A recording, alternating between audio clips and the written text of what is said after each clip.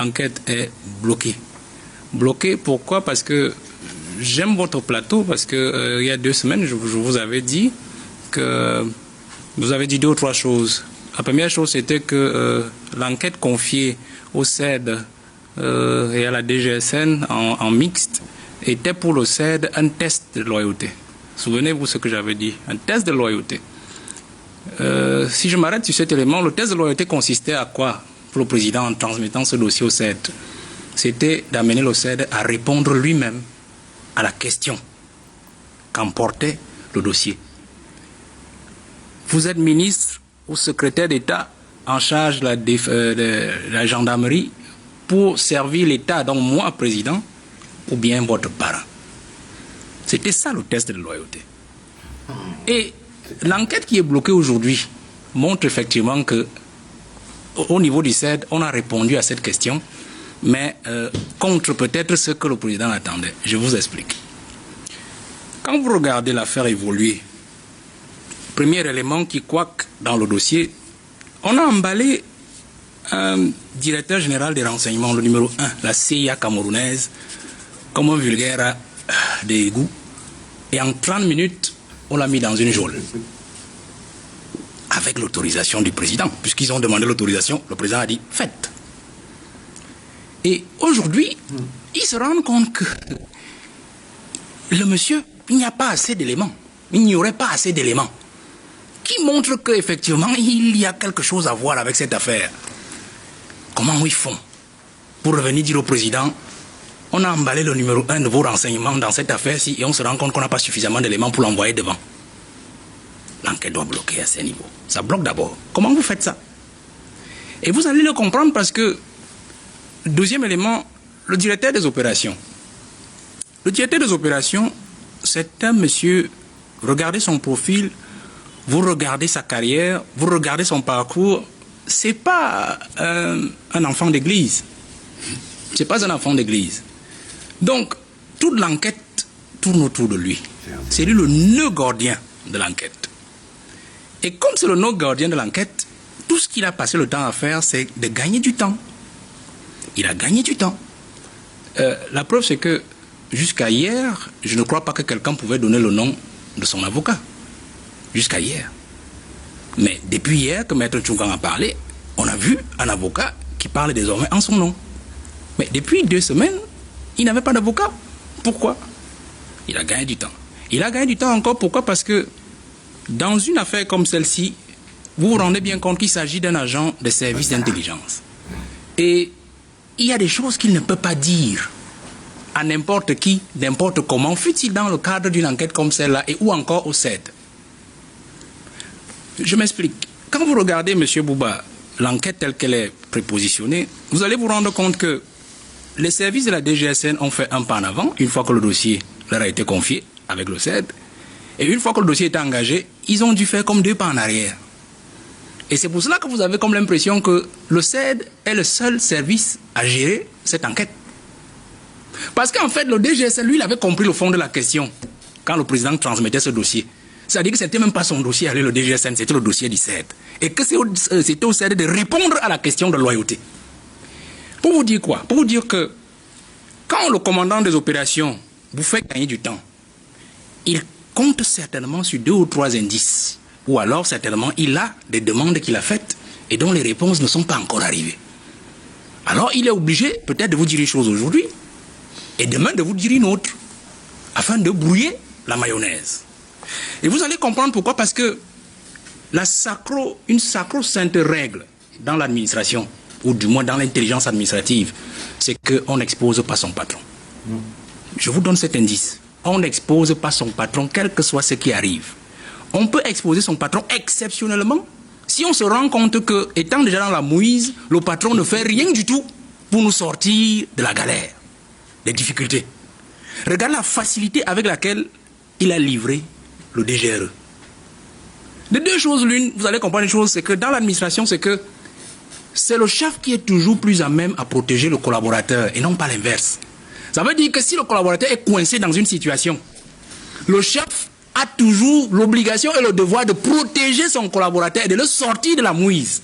Vous comprenez? Donc si le collaborateur dans une situation comme celle-là, avec autant de facilité, livre son patron, ça veut dire que deux choses l'une. Soit, là, je le dis, ça c'est mon intime conviction, ma subjectivité à moi, peut-être que le patron n'était vraiment pas dans cette affaire-là. Et qu'il faut rechercher peut-être dans leur collaboration de service avant cette affaire Martinez-Zogo pour savoir s'ils étaient déjà en bisbille ou pas. Puisque dans les informations, je sais que vous êtes informés, vous savez que le commandant des opérations n'était plus vraiment dans les bonnes grâces de son patron. Et qu'il y avait déjà pratiquement un superviseur dans son service qui faisait pratiquement l'office de directeur des opérations. Ça, vous le savez au moins. Donc, il y a des éléments qui peuvent concourir à penser que le monsieur a emballé son patron. Mais pourquoi il a emballé son patron? Je vais rentrer dans... Je sors par là. Oui, je sors par là. Pourquoi il a emballé son patron? Quand il sort un élément comme celui-là, il vous donne aussi un autre indice. C'est que certainement, il est au service de 2 maîtres. Il a été au service de 2 maîtres. C'est-à-dire quoi? Ceux qui peut-être ont commandé l'assassinat de Martinez-Zogo, c'est-à-dire l'ont mobilisé à poser l'acte ignoble que nous réprouvons aujourd'hui, ce qui est clair, et ceux peut-être qui veulent avoir des garanties de sa part afin qu'il leur livre certainement quelqu'un qui, sur le plan administratif, n'était pas en odeur de sainteté avec eux, donc ils ne sont pas forcément, c'est de ce camp-là. Je ne sais pas si vous percevez ce que je suis en train de dire. Donc, vous avez cette affaire à ce niveau-là avec quelqu'un qui gagne du temps. Je sors en disant que dans une enquête comme celle-là, pourquoi aussi ça s'est bloqué? C'est peut-être aussi parce que on n'arrive pas à voir la psychologie de celui qui est le nœud gordien de l'enquête. C'est un tout pourri, ayant travaillé dans ces régions, et tout pourri Moundan, ils ont un peu de traits de caractère. Aïdjo les aimait beaucoup parce que c'est pour ça qu'il en prenait beaucoup dans l'armée régulière. Surtout parce que, dans sa garde rapprochée. Oui, l'homme tout pourri de manière générale est un homme très volontaire et fidèle. Il faut faire très attention. Volontaire et fidèle. Et pour qu'il arrive à ce niveau de trahison, il faut absolument que vous lui ayez donné des garanties essentielles qui puissent penser qu'il peut laisser un maître pour aller vers un autre. Ça veut dire qu'en fait, rentrer dans la psychologie de l'homme pour comprendre. De deux, c'est que quand vous avez affaire à un agent des services d'intelligence, cherchez son parrain. Parce qu'en fait, pour qu'il soit directeur des opérations, il n'est pas sorti d'un chapeau. Généralement, il a un parrain qui l'a proposé. Et il n'y a que ce parrain-là qui peut absolument lui faire dire des choses essentielles, obtenir de lui des vérités qui peuvent servir à qui de droit. De trois, je suis sorti, c'est que quand vous voyez un dossier bloqué à ce niveau, c'est que certainement, il y a un dossier parallèle. C'est-à-dire qu'il y a une vérité vraie qui a déjà été couchée sur le papier, soumise au chef de l'État et qui attend son arbitrage. Et on est obligé donc au niveau du commissaire du gouvernement, par exemple, de renvoyer pour complément d'enquête le temps peut-être que le sommet puisse donner une orientation particulière. Je vais prendre 2 ou 3 éléments. Le ministre de la Défense est un demi-ministre de la Justice. C'est-à-dire qu'il a un ministre de la Justice spécial. C'est-à-dire qu'il a une justice militaire sous sa botte qui échappe au ministre de la Justice garde des Sceaux que nous connaissons. C'est pour ça que ça va là-bas.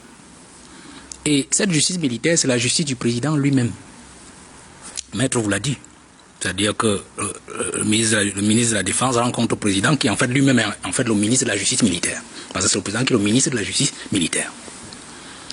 Je prends cet élément pour que vous compreniez l'enchevêtrement. Ce demi-ministre de la Justice, pourquoi l'enquête est bloquée?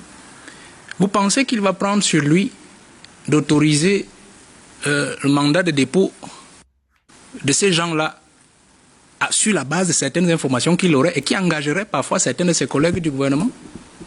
C'est-à-dire que quand même bien il est avéré que dans des déclarations ou dans des informations du fait de l'enquête, des gens ont indexé certains membres du gouvernement vertement. Le demi-ministre de la Justice, le ministre de la Défense doit d'abord requérir l'autorisation. Premier blocage. Deuxième blocage, c'est au niveau du prévenu principal, le suspect principal, M. Danoué.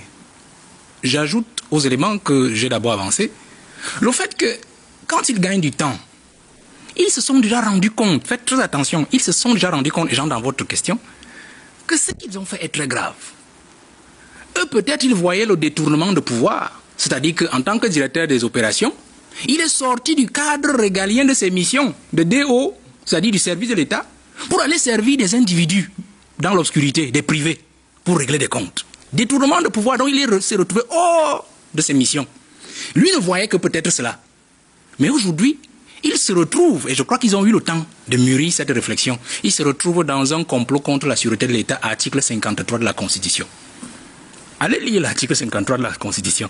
Vous allez vous rendre compte que la haute cour de justice n'est mobilisable que pour le président de la République, le Premier ministre, les membres du gouvernement, pour les actes commis dans l'exercice de leurs fonctions.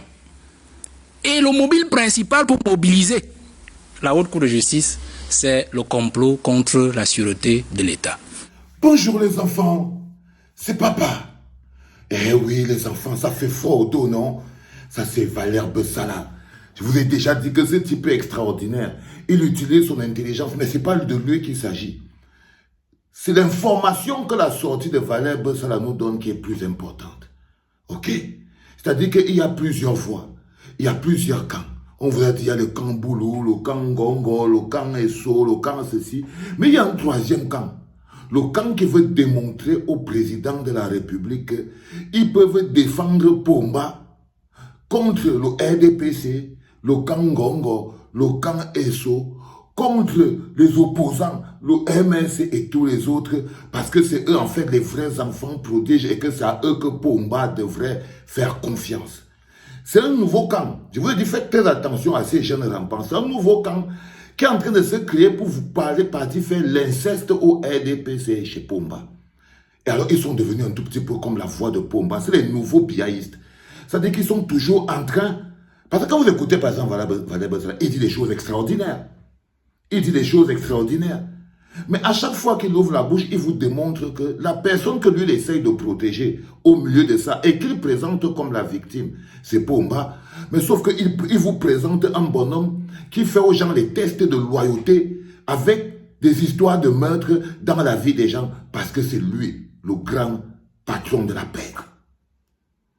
Ce troisième camp que représente Valère Bessala, qui en ce moment trouve sa place parce qu'il est la bouche d'un certain groupe de personnes, des frustrés du RDPC, des frustrés de beaucoup d'autres groupes, et il est le plus intelligent de ces gens-là. Et je me dis que je m'arrête, pourquoi je ne crois pas en lui? Parce que la personne qui a mis le Cameroun dans cet état, la personne qui a transformé le Cameroun en un état voyou, qui fonctionne comme un gangster, ce n'est pas Amougou Belinga et les autres ne sont pas les premiers à utiliser les services de l'État pour régler des problèmes personnels. Le président Pomba est le patron de ce mécanisme-là. Pomba est le premier qui a déjà utilisé plusieurs fois les services de l'État pour aller régler ses problèmes privés. Donc, le fait seulement que Valère Bessala peut expliquer les choses comme il explique là, avec beaucoup de suspense, avec beaucoup de clairvoyance même, et qu'il vient chuter, et qu'il n'arrive pas à mettre au milieu la responsabilité de Pomba, et qu'il essaye de présenter Pomba comme étant, je ne sais pas comment, ou la victime, ou quoi, je ne sais pas ce qu'il essaye de nous faire comprendre en fait. C'est ça qui prouve qu'il est la bouche lui-même d'un autre camp, et n'est pas la bouche du peuple. Parce que ce n'est pas seulement une espèce d'être la bouche du peuple, mais c'est son mécanisme. Il dit, le CED, Pomba a donné l'enquête au CED pour faire un test de loyauté en Gongo, pour voir si Gongo est loyal, si Garak Sessok et Toga est loyal en Gongo, ou bien il est loyal à Pomba. Donc, on est comme si on est dans un truc de mafieux. C'est-à-dire qu'on dit que quelqu'un a pris une décision, que mener une enquête, le peuple veut des réponses. Lui nous explique qu'en fait, le bonhomme, lui, en fait, il lui faisait seulement un test. Il lui faisait seulement un test. Donc, là où nous, on est en train de chercher les réponses, de savoir qui a tué Martinez, lui nous explique que ça, ce n'est pas le problème de Pomba. C'est un prétexte seulement. C'est très important à comprendre. Parce qu'on va faire 2 capsules ce soir sur la sortie de Valère Bessala, qui est une grosse information qu'ils doivent savoir. Je vous ai dit qu'à chaque fois, le peuple doit trouver sa place au milieu de ça. Le peuple doit pouvoir sortir du fantasmagorique pour savoir, et pour ça on ne doit pas perdre de vue que si on est arrivé dans cette situation, si le Cameroun a atteint ce niveau, si aujourd'hui les gens peuvent payer l'argent et utiliser la DGRE, s'il y a les micmacs, on prend le patron de la CIA, c'est parce que Pomba a transformé le Cameroun en un état mafieux, où les ministres se comportent comme des gangsters. et où on a l'impression justement que nous ne sommes plus un pays, mais nous sommes le cartel de Cali. C'est Pomba qui a transformé le Cameroun en le cartel de Cali, frère. Donc, quand j'écoute Valère Bessala, je l'écoute bien, je le vois, il présente des choses et tout, et je suis tellement gêné à la fin qu'il est comme tous les jeunes. Il est comme tous les jeunes. C'est-à-dire que ces jeunes qui sont là-bas, qui estiment, qui croient toujours obtenir quelque chose de Pomba. Et vous comprenez pourquoi il vous dit toujours que non, il ne faut pas que nous lâchions ce vieux-là. Il faut que nous soyons toujours accrochés à côté de ce vieux-là. Parce que si on perd ce vieux-là, parce que lui, c'est sur le rampage de Pomba, il espère peut-être que Pomba va l'adopter. Peut-être espère que Pomba va l'adopter, man. Et une fois que Pomba va l'adopter, il va pouvoir devenir président. Résultat des courses, il va démontrer à Pomba qu'il aime Pomba. Il peut protéger Pomba contre les clans à l'intérieur du RDPC. Contre tous les partis d'opposition, notamment le MRC. C'est pour ça qu'il parle toujours des opposants avec beaucoup de mépris. Regardez comme il parle assis là. Vous qui allez, quand vous allez souvent là-bas, Parce qu'en fait, c'est quelqu'un c'est un narcissique. Hein? C'est un pervers narcissique. Et il est important pour nous que nous prenions que les informations qu'il nous donne, mais on ne doit pas perdre de vue que fondamentalement, il est totalement contre une quelconque émergence de changement. Ça veut dire que là, il est la tête de l'hydre qui veut renaître de lui-même. Ça veut dire qu'il est la tête, il veut prouver à Pomba qu'il peut renaître de Pomba. Il peut faire un nouveau Pomba plus clair. Je vous promets, les enfants. Je vous promets, au-delà de toutes ces passions, restez lucides. Je vous ai dit un jour que si jamais Messanga Nyamding couchait avec Dieudonné Somba et ils avaient un enfant, cet enfant s'appellerait Valère Bessala. Je n'ai pas dit qu'il est bête. Je n'ai pas dit qu'il n'est pas intelligent. Même son décryptage est une réalité qu'il nous présente parce que c'est la réalité que manipule un clan. Et comme vous n'avez pas cette réalité, on doit nous la poser. Et vous devez tout prendre. Je vous ai pas dit, je vous ai déjà dit que toutes les informations qui viennent, on doit les prendre comme étant des informations nous permettant de bien manifester notre propre position. Nous sommes à quel niveau dans cette groupe? Voilà la troisième voix qui est en train de parler. C'est un groupe de jeunes, c'est un groupe de personnes qui en ce moment veulent se faire adopter par Pomba. Parce qu'ils sont en train de vouloir montrer à Pomba qu'on peut te protéger même contre tes gens du RDPC. Et c'est ça qu'il est en train de faire. Ça, je tenais à vous le dire de la manière la plus claire. Rendez-vous pour le deuxième. Il y a encore un autre podcast toujours sur Valère Bessala parce que c'est très intéressant. Allez les enfants. C'était, je ne sais pas quand, le troisième podcast de la journée, mais il y en aura encore un autre. Bougez pas. Vous avez la pétition. Vous voyez, continuez de mettre la pression. Continuez de mettre la pression et faire signer ce truc, les enfants. C'était papa.